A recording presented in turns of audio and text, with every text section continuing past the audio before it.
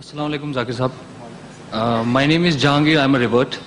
My question is, what should I do if my office timings do not permit me to pray on time?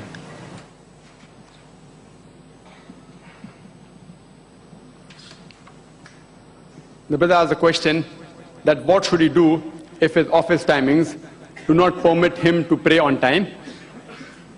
If you analyze the 5 daily salah, which is the fard,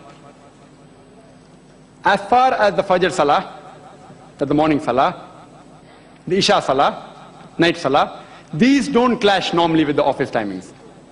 Even the Maghrib Salah doesn't clash. When it comes to Zuhar Salah, the afternoon Salah, it can be prayed during the lunchtime. Most often, the lunch timing of the office match with the Zuhar Salah. The problem that arises mainly is in the Asr Salah.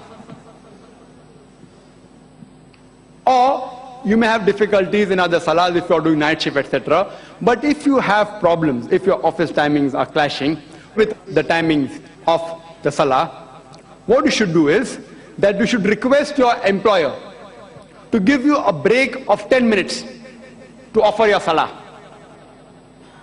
But most of the Muslims, we are afraid to ask our employer for time off for offering salah. For other things we ask, for going for picnic, and going for weddings and birthday parties you ask.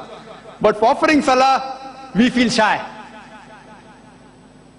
Most of the Muslims, we are apologetic, we have an inferiority complex. And your employer, even if he is a non-Muslim, my experience tells me that 99% time, he will give you time off for your salah. But you should request him nicely, humbly. But when he gives you time off, there are some Muslims who take a break for more than an hour for salah. And they say, we have gone to a far off mosque. The employer will start thinking that have you gone for salah or have you gone for a stroll? I have got no objection if a person goes to pray in the masjid, the mosque, if it's close by. If it's not close by or it will take a lot of time, you can very well even pray in the office. You can have a compact prayer mat, a musalla, and keep in your locker.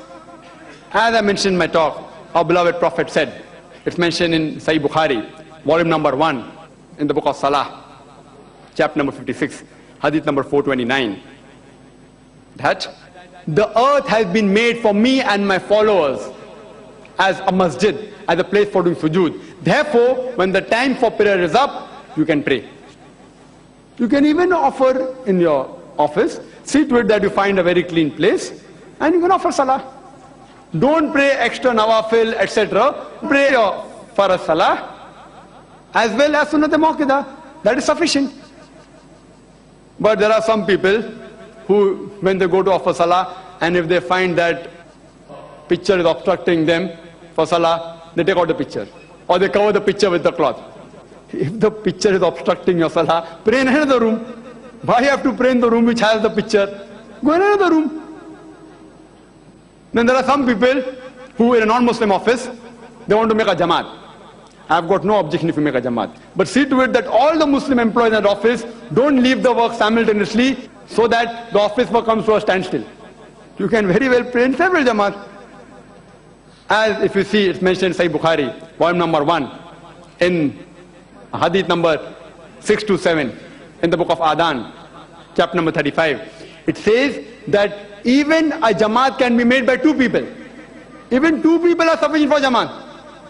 So if you work in non-Muslim atmosphere, don't put the office work at standstill. Offer in various jamaats. And if a person, if a Muslim works dedicatedly, honestly, no employer, even if he is a non-Muslim, will prevent you from a break for offering salah. If your employer is uncompromising, you can very well bargain with him and tell him that, okay, I will not take my tea break. Please give me break for my Asr Salah. Or you can say that if I take a 10 minutes break after office hours, I will work double. I will work triple. I will work for half an hour free of charge. Don't give me overtime. Any businessman will agree with the person who is taking 10 minutes off and is working half an hour extra after office hours. Normally you have to pay double or 1.5 times. So you tell him, I will work thrice the time of the break and don't give me a single pie. He will surely agree. But in extreme cases, if your employer is amongst the 1% or uncompromising at all, the best option for you is remaining is that you change the job. Offering salah is fard. If the employer is amongst the one person who doesn't give you off for salah, change the job. You may never know, Allah subhanahu wa ta'ala will give you a job in which you may earn more.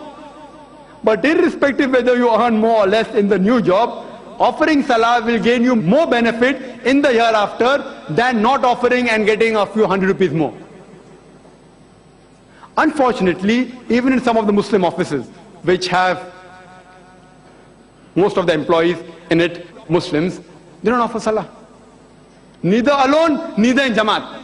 I would like to request all the Muslim brothers that in their office, they should see to it that they themselves, along with their employees who are Muslims, they should offer salah.